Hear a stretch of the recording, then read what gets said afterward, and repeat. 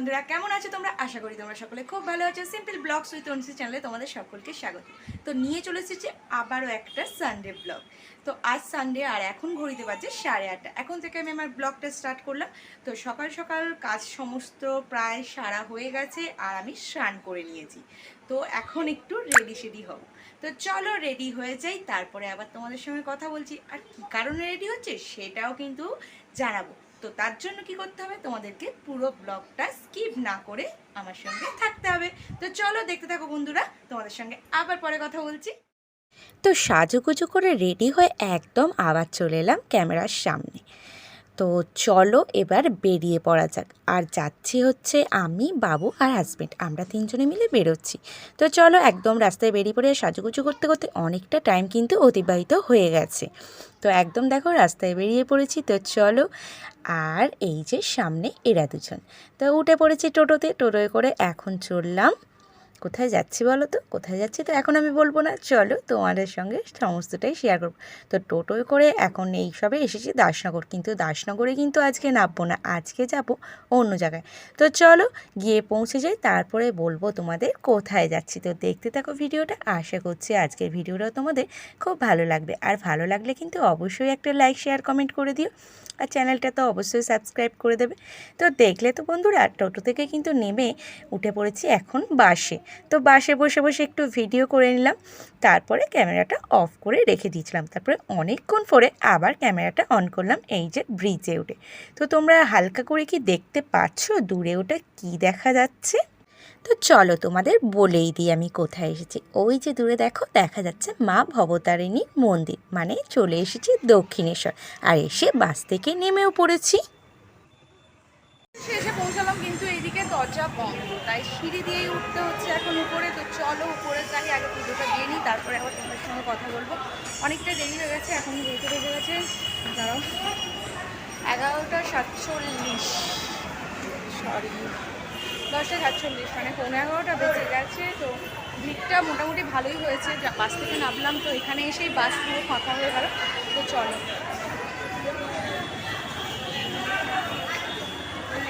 ভিড়টা নিশ্চয়ই দেখে বুঝতেই পারছো কিরকম পরিমাণে ভিড় হয়েছে। তো চলো আগে পুজোটা দিই। স্কাইওয়াক থেকে নেমে একবারে চলে এসেছি দক্ষিণেশ্বর মন্দিরে মেন গেটের ভিতরে। কিন্তু এসে স্কাইওয়াকে তো ভিড় তোমাদের দেখালাম মোটামুটি আছে, কিন্তু নিচে এখানে মন্দিরের ভিতরে এসে ভিড়টা দেখে জাস্ট অবাক হয়ে যাচ্ছি। কারণ আমি লাস্ট যখন দক্ষিণেশ্বর আসি তোমাদের সঙ্গে শেয়ার করেছিলাম কালী পুজোর দিনে, সেদিনেও এতটা পরিমাণে ভিড় হয় না যতটা ভিড় হচ্ছে আজকে। কী কারণে ভিড় হচ্ছে সত্যি বুঝতে পারছিলাম না, কারণ আজকে সেরকম কোনো বিশেষ দিন ছিল না। এমনি নর্মাল যেরকম সানডে হয় সেই হিসাবেই কিন্তু আমরাও বেরিয়ে পড়েছিলাম। সানডেটা ঘরে বসে বসে বোর হচ্ছিলাম, তাই জন্য চলে আসলাম মায়ের কাছে মায়ের দর্শন করতে। তো কাছাকাছি যেহেতু থাকি, বেশিক্ষণ আমার বাড়ি থেকে দূরত্বটা নয়, তাই জন্য ঝটপট চলে আসি যখন ইচ্ছা হয় মায়ের কাছে। এসে মনে হচ্ছে এত দূরে এসে সত্যি কি নিরাশ হব, মানে পুজোটা দিতে পারবো নাকি সেটাই চিন্তিত হয়ে পড়েছি। তো যাক এখন চলে এসেছি গঙ্গার ঘাটের কাছে। গঙ্গার ঘাটে আসার একটা কারণ আছে, কারণ হচ্ছে মানে কিছুদিন আগেই আমাদের দেখেছো সত্যনারায়ণের সিন্নি হয়েছে, ওইদিকে যে নতুন ঘর হয়েছে তার জন্য। তো সেখানে পুজোর অনেক জিনিসপত্র ছিল, সেইগুলো জলে দেওয়ার হয়নি। আমাদের যেহেতু কাছাকাছি সেরকম পুকুর টুকুর নেই, তাই জলে দেওয়ার প্রচণ্ড প্রবলেম হয়। তাই যেহেতু আসছিলাম দক্ষিণেশ্বরে, তো মা বললো জিনিসগুলো, ঠাকুর পুজোর জিনিসগুলো নিয়ে চলে যায়, একবারে গঙ্গায় দিয়ে দিবি। তো সেই কারণে মন্দিরের ভিতরে সেই আগে ডালা না কিনে পুজো না দিয়ে চলে এসেছি ঘাটের কাছে। অমনি গঙ্গার জল মাথায় একটু ছিটিয়েও নেব, আর পুজোর সমস্ত জিনিসগুলো জলে দেওয়াও হয়ে যাবে। তো যেরকম মন্দিরের কাছে ভিড়, সেরকম কিন্তু ঘাটেতেও ভিড়। আর ওই যে ওইখানে হচ্ছে লঞ্চ ঘাট, তো লঞ্চ ঘাট থেকেও বহু মানুষ আসছে। তো সমস্ত কিছু জলে টলে দিয়ে এবার চলে এলাম আবার মন্দিরের কাছে। তো এসে মানে কোন দিকে তাকাবো আর কোন দিকে না তাকাবো, প্রতি জায়গায় মানে চারিদিকে শুধু ভিড় আর ভিড়, মানুষ আর মানুষ। আর এখানে একটা বিয়েটা অন্য জায়গায় হয়েছে, কিন্তু এখানে ঠাকুর প্রণাম করতে এসেছিল, তো তাদেরকেও একটু আমার ক্যামেরাবন্দি করে নিলাম। তো মাথাগুলো দেখছো, দেখে নিশ্চয়ই তোমরাও বুঝতে পারছো। আর এই যে লাইনগুলো তোমরা দেখতে পাচ্ছ না, এই লাইনগুলো কিন্তু একদমই পুজো দেওয়ার জন্য নয়। এই সমস্ত লাইনগুলো কিন্তু ওই যে ব্যাগ, জুতো, মোবাইল এই সমস্ত জমা রাখতে হয়, তার লাইন হচ্ছে এইগুলো। তো যথারীতি আমরাও এই সমস্ত জমা রাখার জন্যই এখানে এসেছিলাম, মানে জুতো আর মোবাইল এক্সাম। কিন্তু লাইনটা দেখে চুপচাপ এক জায়গায় দাঁড়িয়ে পড়েছিলাম, মানে চিন্তিত হয়ে পড়েছিলাম আদৌ এই লাইনে যদি লাইন দিই পুজোটা কি আমাদের দেওয়া হবে, না পুজো না দিয়েই আমাদের ফিরে যেতে হবে। কারণ ঘড়ির কাঁটায় এখন বেজে গেছে 11টা, আর 1টার মধ্যে মন্দিরের গেট বন্ধ হয়ে যায়, আবার সেই 3টের পরে গেট খোলে। তো সেটাই, এখানে যে পরিমাণে লাইন পড়েছে অন্তত তো 1 থেকে 1.5 ঘন্টা লাগবে জমা দিতে। যাক অনেকক্ষণ ধরে চিন্তা ভাবনা সমস্ত কিছু করে লাস্ট পর্যন্ত চলে এসেছি পুজোর ডালা কিনবো বলে ডালার দোকানে। আর ওখানে হচ্ছে এখনও পর্যন্ত জুতো বা ফোন কিছুই জমা রাখা হয়নি। তো ডালাটা এখান থেকে নিয়ে নিলাম, আর ডালার দোকানে জুতোগুলোও রেখে দিয়েছিলাম জমা। তো দেখো আমাদের ডালা নেওয়া হয়ে গেছে, এখন যাচ্ছি ফোনটা জমা দেওয়ার জন্য। কারণ জুতোটা ডালার দোকানে রাখলেও ঠিক রিস্ক নিতে পারলাম না ফোনগুলো রাখার জন্য, তাই ফোনটা রাখার জন্য আমাদের ওখানে লাইন দিতেই হবে। কিন্তু জুতো ফোন দুটোর জন্য লাইন দিলে তাহলে কিন্তু অনেকটাই আরও বেশি দেরি হয়ে যেত, কারণ দুটো আলাদা আলাদা কাউন্টার। তাই আমি আর বাবু এখন চলে যাব পুজো দেওয়ার লাইনের দিকে, আর হাজব্যান্ডকে ফোনগুলো দিয়ে দেবো। তাই তোমাদের সঙ্গে আর কোনো ভিডিও আমি শেয়ার করতে পারবো না, একবারে যদি পুজো দেওয়া হয়ে যায় তখন আমি এসে আবার কথা বলছি। অবশেষে পুজো দেওয়া কমপ্লিট, আর এখন ঘড়িতে বাজে 1টা, গেটও বন্ধ হয়ে গেছে। মানে পুজো দেওয়া কমপ্লিট হয়ে গেছে আমাদের 12টার মধ্যে। ভিতরে একটু নাগ মন্দিরে বসেছিলাম সেই কারণে, আর এখনও মোটামুটি ভালোই ভিড় আছে। তো গেট যেহেতু বন্ধ হয়ে গেছে এখন মানে ভিতরে যাওয়া যাবে না, যতজন ভিতরে আছে। তো চলো পুজোটা যে ভালোভাবে দিতে পেরেছি সেটাই মানে মনের একটা শান্তি, যে এত দূর এসে পুজো না দিয়ে আমাদের ফিরে যেতে হয়নি, অবশ্যই পুজোটা দিতে পেরেছি।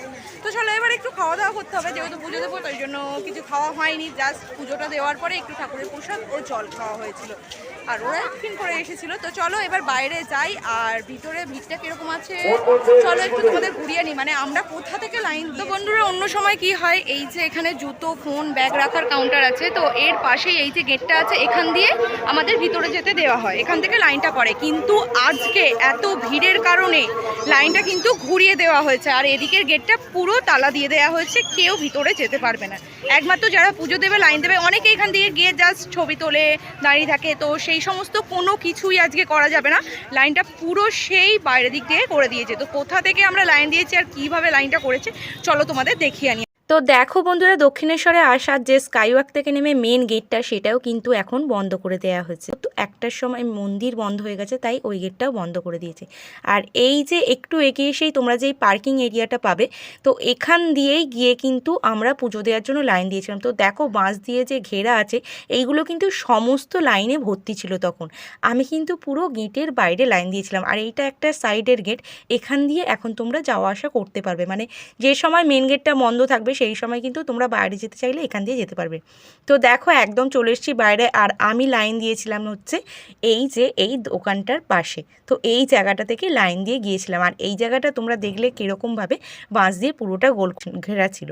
তো সেই রকমই পুরোটা ঘেরা আছে, সেই পুকুর পাড় দিয়ে লাইন দিয়ে পুরোটা গিয়েছি, তবে পুজো দিতে পেরেছি। আর দেখছো এখনও কি পরিমাণে রাস্তায় ভিড়। এখন চলে এসেছি এই আমপান্নার দোকানে শরীরটাকে একটু চাঙ্গা করার জন্য। মানে এতটা পরিমাণে আজকে রোদ উঠেছে, আর সকাল থেকে ঘুরে ঘুরে অবস্থা পুরো খারাপ হয়ে গেছে, তাই সামনে বেরিয়ে এই আমপান্নার দোকানটা পেলাম, এখানেই দাঁড়িয়ে পড়লাম।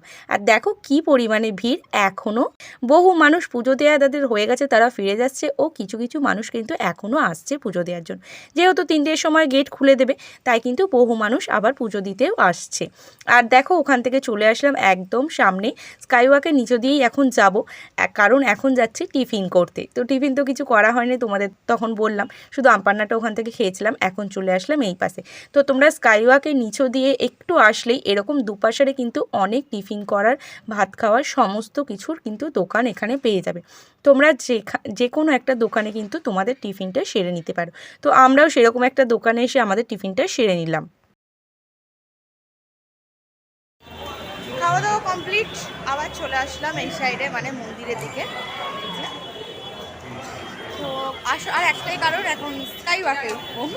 তো তখন খাওয়া দাওয়া অনেকটা দেরি হয়ে গেছিলো বলে হাজব্যান্ড আগে বললো যে চলো আগে খাওয়া দাওয়া করে নিই, তারপরে তুমি এসে স্কাইওয়াকে ওঠো, ঘোরো, যা পারিচা করো, ভিডিও করো। তো সেই জন্য আগে চলে গেছিলাম। তো চলো স্কাইওয়াকে উঠি। তো বন্ধুরা এইখানে উপরে এসে যত পারিচ্ছা নিজের ইচ্ছে মতো ছবি তুললাম, ভিডিও করলাম ও রিলস বানালাম। সমস্তটা কমপ্লিট করে তারপরে চলে এলাম আবার নিচে। তো নিচে এসে আরও একটু শরীর ঠান্ডা করার জন্য নিয়ে নিলাম এরকম মালাই।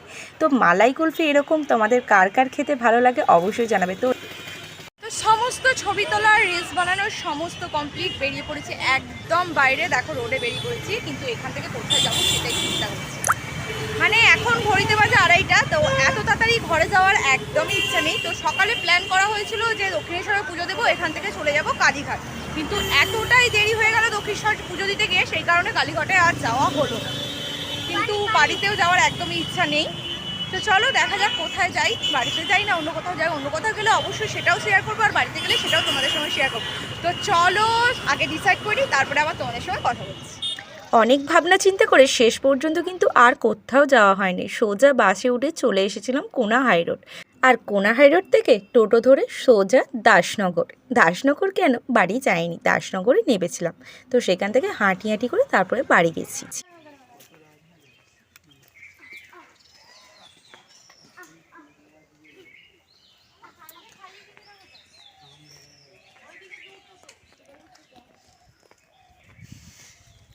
তো ঘোরা কমপ্লিট, এবার যাচ্ছি বাড়িতে। এই যে সকাল থেকে অনেক উল্টো পাল্টা জিনিস খাওয়া হয়েছে, আসল জিনিস কিচ্ছু খাওয়া হয়নি, তাই এইটার খুব প্রয়োজন। আর তার উপর রোদ উঠেছিল। তো চলো বাড়িতে পৌঁছে যাই, বাড়িতে পৌঁছে গিয়ে তোমাদের সঙ্গে আবার কথা। তো বন্ধুরা চলে এসেছি বাড়িতে, মানে 15 মিনিট আগে বাড়িতে চলে এসেছি। এসে আর ভালো লাগছিল না, একটু শুয়ে পড়েছিলাম, চেঞ্জ কিচ্ছু করা হয়নি। তো চলো আজকের মতো ভিডিওটা আমি এখানেই শেষ করছি। ভালো লাগলে অবশ্যই একটা লাইক শেয়ার কমেন্ট করে দিও, চ্যানেলটা সাবস্ক্রাইব করে দিও, আর নোটিফিকেশন বেলটা অন করে দিও, যাতে আমার নেক্সট ভিডিওর নোটিফিকেশন সবার আগে তোমার কাছে পৌঁছে যায়। তো চলো টাটা, সকলে ভালো থেকো, সুস্থ থেকো, আবার দেখা হবে তোমাদের সঙ্গে নেক্সট ভিডিওতে।